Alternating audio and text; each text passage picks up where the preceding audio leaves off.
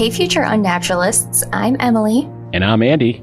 And we are the hosts of Unnatural, a true crime podcast. Each week, we'll dive into some of the most unnerving crimes that this unnatural world has to offer. Listen for Unnatural on Apple Podcasts, Spotify, or wherever you get your podcasts. And remember, make good choices. And don't get got. Bye.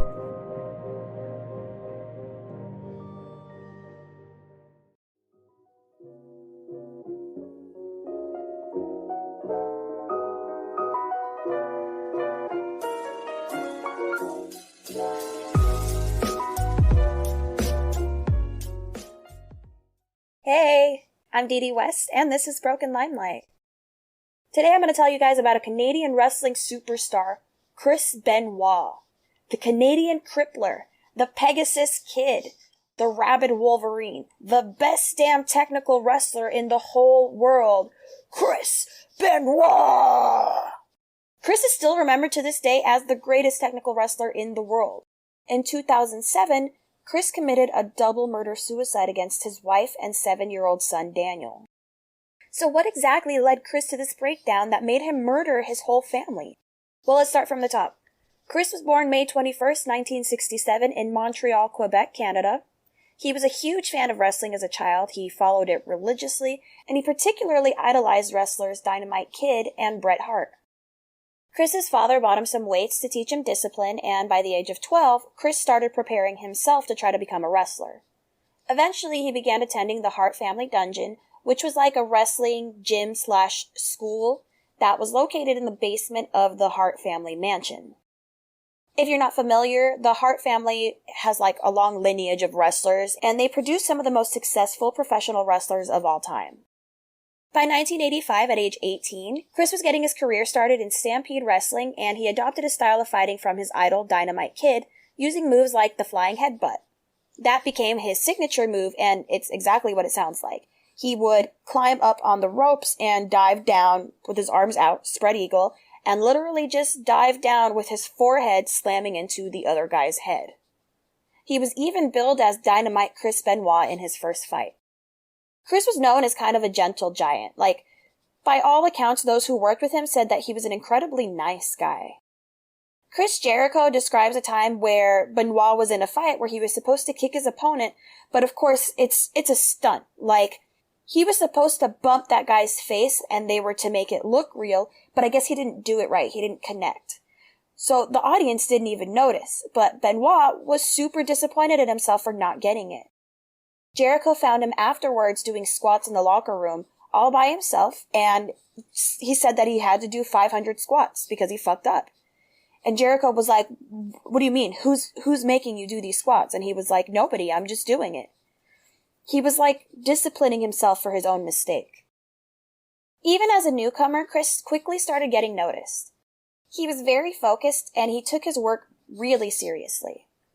He went to Japan to fight in the New Japan World Wrestling, and he trained there for about a year. It was in Japan that he would start wearing a mask and using the name Pegasus Kid.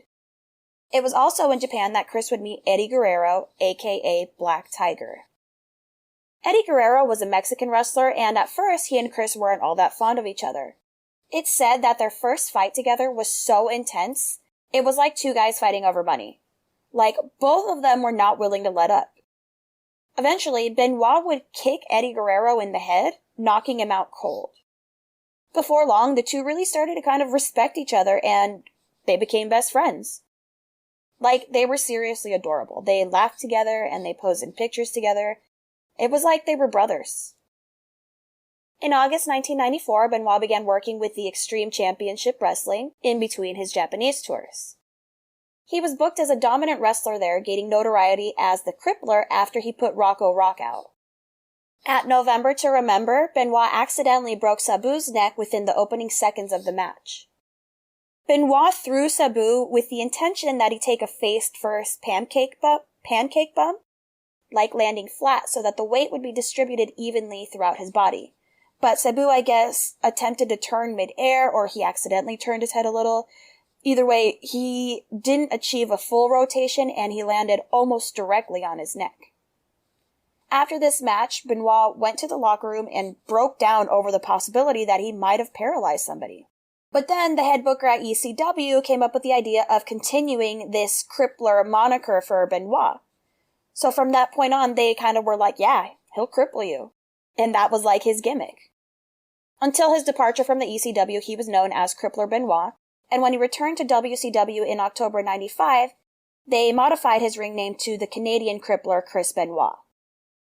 This kind of entertainment wrestling has a lot of gimmicks. Like, remember, with this kind of wrestling, a lot of what's happening is staged or scripted. It's like they're fighting, but there's a theatrical, like, drama behind it. And these guys know how to make it look like they're getting hit a lot harder than they actually are, but they still gotta get hit a little. Especially the ones that are, like, really proud. For example, when they take chair shots to the face, they were actually getting hit in the face. Like, there was no way to really fake that. So they would just grit their teeth and tense up their whole body and just anticipate a chair to the dome. And they would wear this like a badge of honor. So Chris, proud as he was, took more chair shots than pretty much anybody. Have you guys seen Glow, by the way? The Gorgeous Ladies of Wrestling?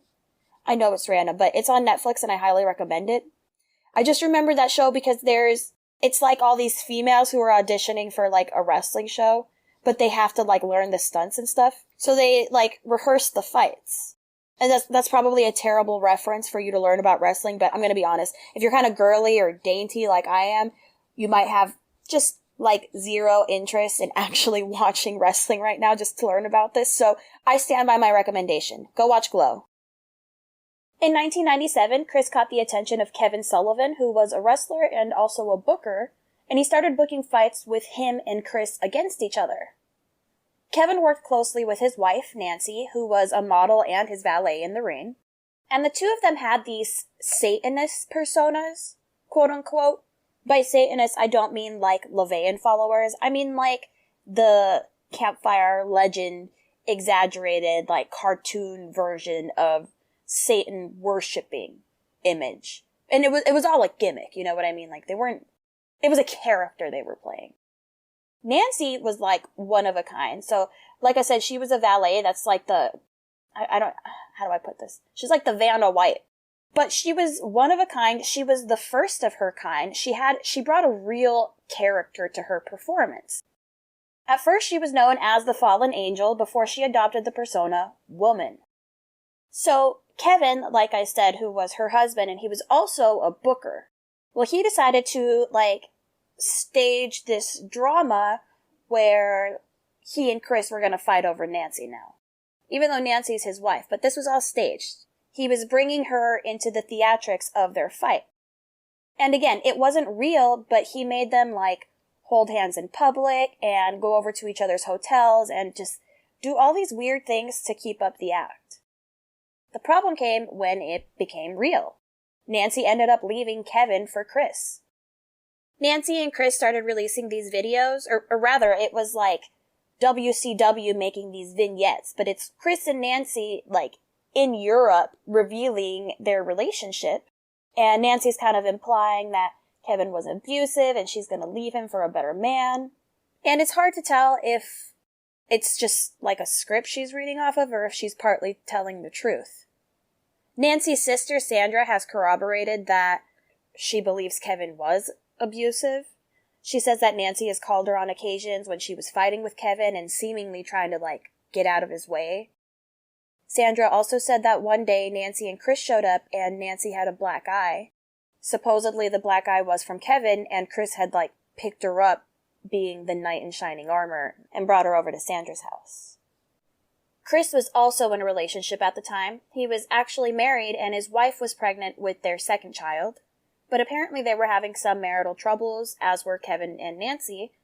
And when this fake affair started and Nancy and Chris started spending more time together, Nancy started to open up to Chris more and kind of calling him whenever she was having problems with Kevin. And I'm guessing Chris probably did the same thing and started to open up to her about his relationship with his wife. I will say, however, that Kevin Sullivan denies that he ever abused Nancy. He explained in an interview that there was only one incident of domestic violence, and it was actually on Nancy's part. Supposedly, she assaulted him somehow, and he forgave her. When asked about Nancy's black eye, he says that he's never seen her with the black eye and has no idea what that's about. Apparently at the time they staged the fake affair, he and Nancy had already been falling out of love and just not even really living together for the past 6 months or so. He explains that they had 2 separate homes and they were just each staying at one of them, and he only went and visited the home she was at a couple times and she was never there when he did.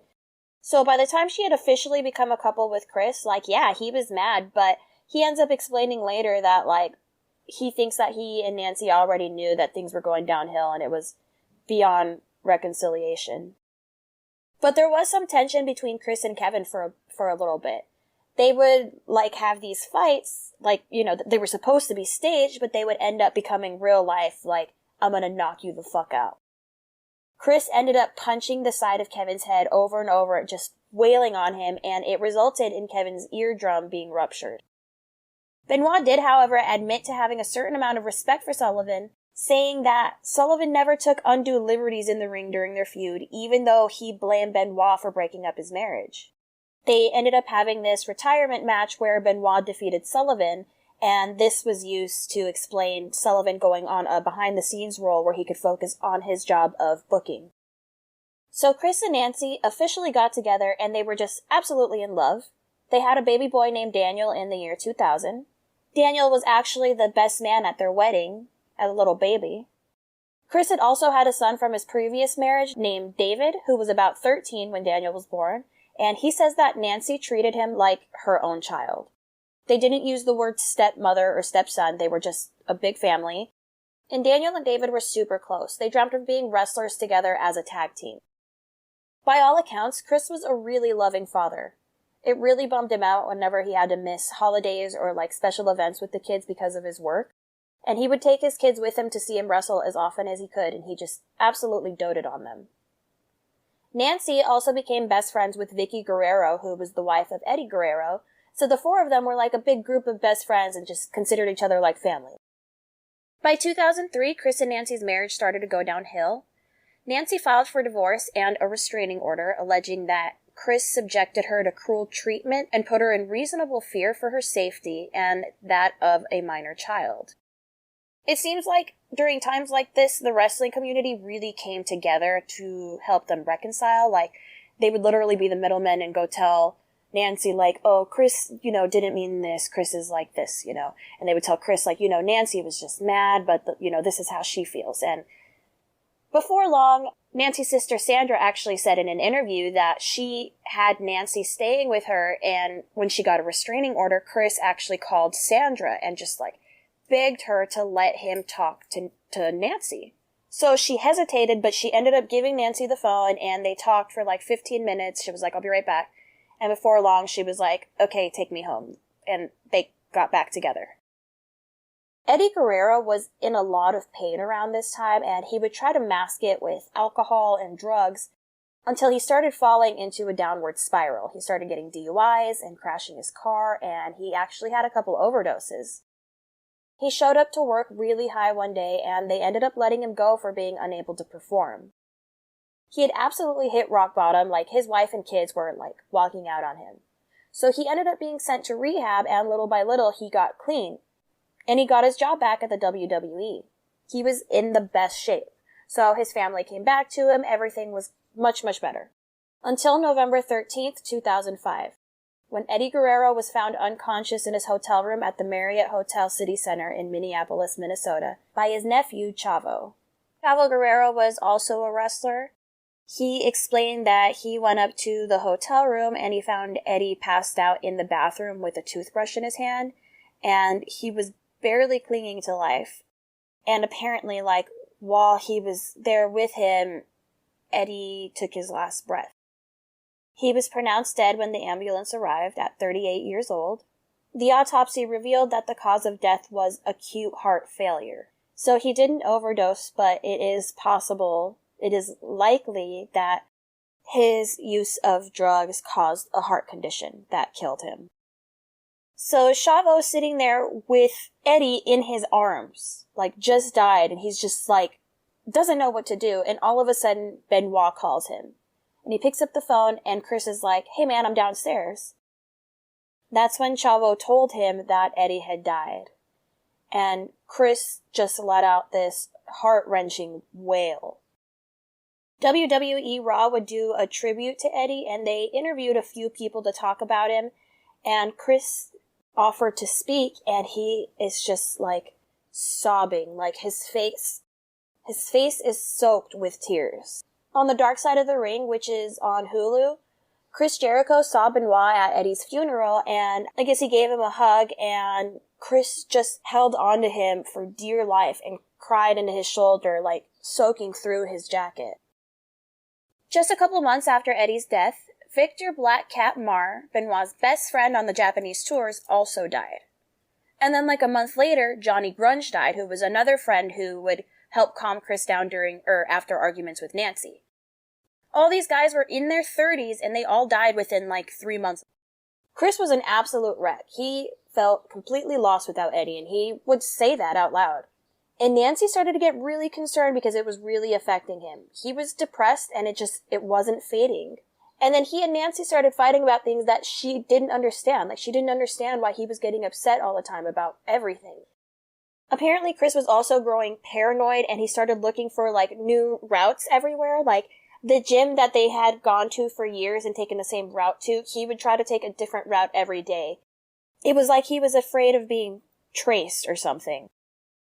Nancy got to a point where she got really worried about him, and she felt like him going to work was only doing him harm. It wasn't helping, so she wanted to get him out of there.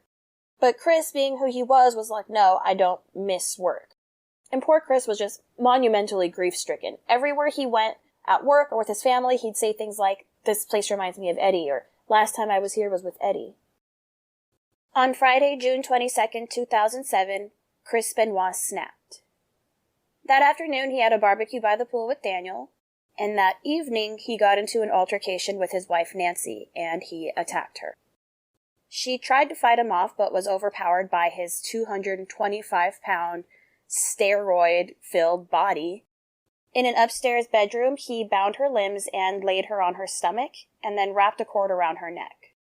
He pressed his knee into her back and pulled back on the cord, strangling her. He then wrapped her body in a towel and set a Bible down next to her. Her body would stay there in the house for 3 more days. The next day was Saturday at 3:30 p.m. Chris called up Chavo Guerrero, who was Eddie's nephew, and he left him a voicemail saying that he missed his flight to Beaumont, Texas, where he was scheduled to wrestle. Chavo sensed that something was wrong, so he called him back, and Chris told him that he was having a stressful day because his wife and child were sick with food poisoning. He told him he would get on a flight and see him tomorrow. The phone call ended with Chris telling Chavo, "I love you," which was uncharacteristic, and Chavo says it was weird, like kind of eerie, but he was just like, okay man, I love you too. Chris again didn't show up for his flight, so a coworker called him and he told her that Nancy and Daniel were sick with food poisoning, and now it was worse. Nancy was vomiting blood. It's unclear exactly when Daniel died, but based on his decomposition, it's estimated to have been between Saturday and Sunday. First, Chris sedated Daniel with a dose of Xanax, so he was likely unconscious when this all happened. Benoit suffocated Daniel using the crippler crossface, a famous chokehold. The following morning, on Sunday, around 4 a.m., Chris Benoit sent out 5 text messages to coworkers from his and Nancy's phones. The first few said things like, "Our address is so-and-so," and then continued with, "The dogs are in the enclosed pool area, side doors open." And the next few texts were like identical, but they were just sent out from Nancy's phone. And then Chris Googled a couple things. One was the Bible story of Elijah about resurrecting a child. The other was on how to break his neck the quickest and easiest way. Chris went to his gym and made a noose out of the cord from a pull-down workout machine.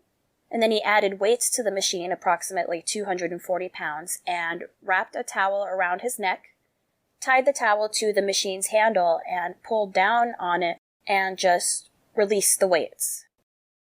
The next day, nobody could reach Chris. He didn't show up to work again, and nobody knew where he was, and now everybody had received these concerning text messages from Chris and Nancy. So the police were called for a welfare check. When the officers showed up at their house, the dogs were out and they were barking like crazy, And a neighbor was outside, and they were like, have you seen Chris Benoit or Nancy? And she was like, no, I haven't seen them in like 3 or 4 days. So I guess the neighbor offered to put the dogs away. She said that they were familiar with her. So the cops were like, yeah, cool, you do that. So she took the dogs inside, and all of a sudden she ran back outside screaming. The officers went inside, and they found all 3 bodies. There was no suicide note found at the scene, but later on a box of Chris's personal belongings would be sent to his ex-wife, and she found a Bible in which Chris had left a handwritten note on the pages that read, "I'm preparing to leave this earth." The WWE got word of Chris's death, so Vince McMahon went and informed Chavo that Chris was dead. Chavo was in absolute shock. He started crying, like, what do you mean? But it was true. At the time, the WWE didn't know the whole story. They just knew that Chris was dead and his family was dead too, but nobody knew that Chris was the killer. Nobody had any answers. So Vince McMahon felt it was the right thing to address his death and pay tribute to him, and they also probably wanted to be the first people to cover it, to be honest. They dedicated the entire Monday Night Raw programming to Chris Benoit, so they didn't have any wrestling. They just interviewed a bunch of people and talked about Chris. It's unclear when the WWE found out that Chris actually murdered his family, but some have said that Vince McMahon actually found out during the Monday Night Raw performance. But of course he can't just stop this funeral vibe tribute thing right in the middle. I mean, Monday Night Raw was 2 to 3 hours long, so Vince McMahon was like, oh, I fucked up. And after that, he was basically like, okay, fuck that guy. Nobody ever utter the name Chris Benoit again. Right after I say this, we're not talking about him again. They banned the Crippler crossface move. They removed all the footage and any mention of Chris on the WWE website. Chris, who dreamt of being a well-known wrestler, was now he who shall not be named. But sadly, in the aftermath of all this, not a single person from the WWE checked on Chris or Nancy's families or gave them any support. When David Benoit was interviewed, he said that the only people who ever checked in on him were Chavo Guerrero and Chris Jericho. On the drug scene, they also found... On the crime scene, they also found steroids, so the media's initial response to the murders was roid rage. In the months leading up to the murders, Nancy had sent Chris numerous texts telling him to quit using steroids, that she was sick of it, and she was going to leave him if he didn't stop, because it was making him aggressive.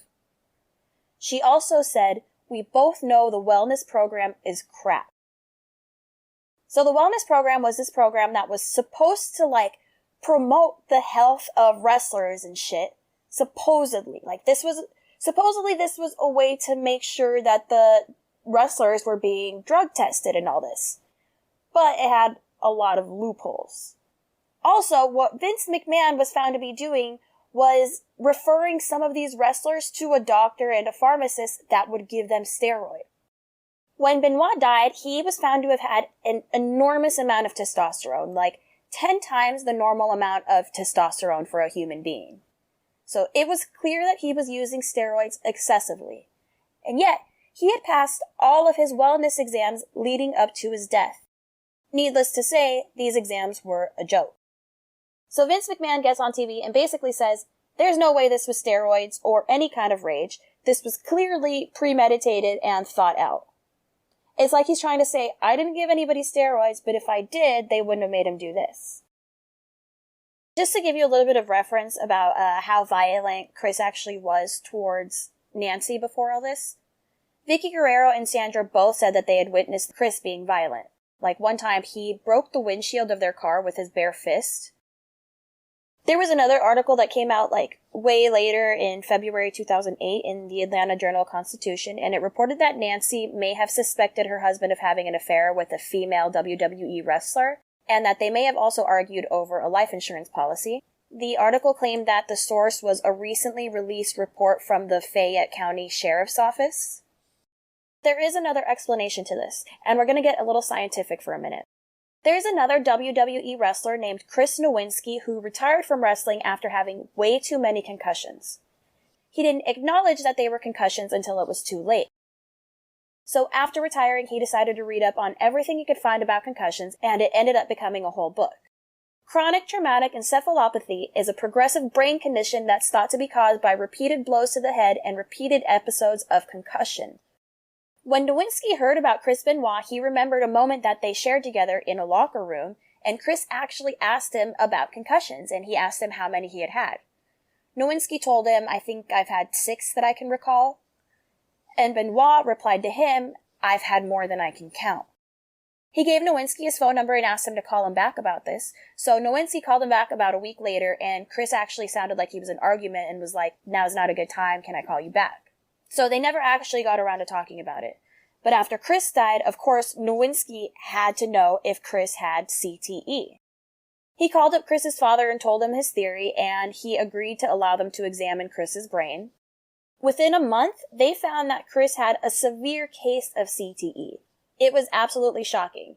His brain had the damage of an 85-year-old person with Alzheimer's.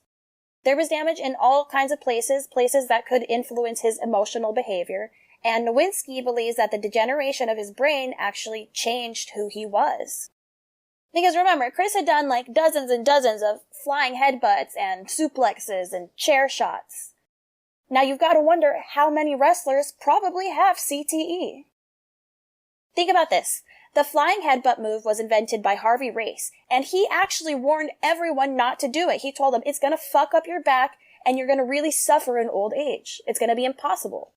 And then Dynamite Kid went and started doing the flying headbutt. He ended up in a wheelchair, and he warned Chris Benoit, don't do it, bro. But then Chris Benoit went and did it, and he lost his mind.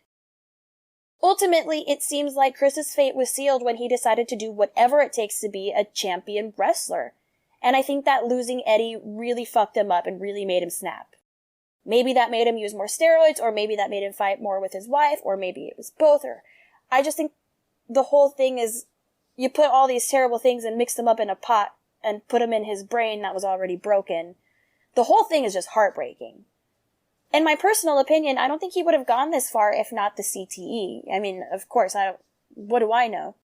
But to me, it's like the paranoia before the murders, plus Googling the Bible stories, plus the brain scans are enough to convince me that he just wasn't right in the mind. Don't misunderstand me though. Chris did a horrific thing, but a lot of times monsters are made. That's like a running theme on this podcast. He was literally broken by the limelight, you guys. Chris's son David loves him so much and speaks so highly of him. It's actually really sad. Like, David and Chavo and like all these people who love Chris so much, they miss him and they're proud of him. And he was their hero. Like, he's still their hero, but his name is like literally banned. His legacy was like erased. And people talk shit about David and they bullied him for defending his family. And that it really bugs me because, I mean, it was found not to be roid rage. It was brain damage that he didn't even know he had it. So the reality is that he had a work-related injury that made him lose his mind, and his employer/pusher/enabler did nothing but say, well, that couldn't have been steroids. And now 15 years later, they still won't make any mention of his name on their website or elsewhere. I have a lot of opinions about people who use their bodies for performing, like athletes and singers and actors and such, and how much they actually have to sacrifice for their craft. And they're encouraged to, they're expected to, pressured to even cross the line and sacrifice their health. It's like, the gymnast, Simone Biles. Like, she was put in a position where she had to stand up for her body and say, I cannot do this right now. I am not in the right health, in the right frame of mind to perform these moves. And she was, like, bullied for it. What is this world where these employers don't give a fuck about what happens to our bodies? What is this world where they not only turn a blind eye to their employees who have drug dependencies, but they actually encourage it and fuel the dependency? And what a lot of people don't realize is that if one person stands up and says, I'm not doing this, the employer knows that there's going to be some poor sap somewhere who will do it and will do it for less money.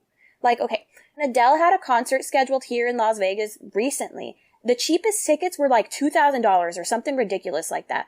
And a few local performers were cast to sing like choral parts in the show, and they were paid so low. It was ridiculous. But of course, people were like, but I get to put singing with Adele on my resume. It's heartbreaking. People in these industries are totally taken advantage of. Speaking of which, one of my sources is another podcast that totally has the same conversation, except it was an actual conversation because it's not just one person.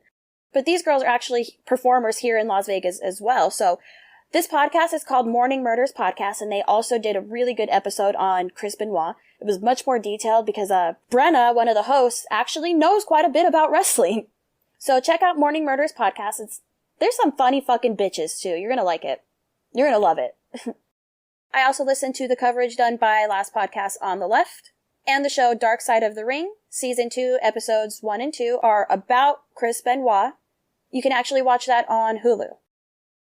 Alright, so that is the story of Chris Benoit and the murder-suicide. I posted some pictures of Nancy and Daniel, and also like a couple of them with Chris and David, because they really were a beautiful family. The way Chris Jericho puts it is, he was my friend. You never expect to find out that your friend murdered their whole family. Be sure to check out BrokenLimelight.com for an almost transcript of this episode, as well as photos and interviews about this case. I want to give you guys a big thank you because we just hit 10,000 downloads on this podcast, and I am beside myself. You guys are incredible, and I am so grateful for your support. I want to give out a couple of shout outs. The first is to Ellen Tempe. Ellen is constantly reacting to our Facebook posts, and she's just so kind and sweet to us. So thank you, Ellen, for being a fan. You're an absolute angel. The other is to Crystal Beecher. Crystal subscribed to our podcast for 99 cents. You guys, it's only 99 cents a month to give us a little bit of support, and you have no idea how much it means to us. It's $1. Help us out. Let's be friends. If you'd like more updates on our episodes and stuff, you can follow Broken Limelight on Facebook, or you can follow Didi West on Facebook or Instagram. Guys, if you're not following me yet, you're missing out. I'm telling you. Well, thanks again for being here. I'll see you next time. Bye!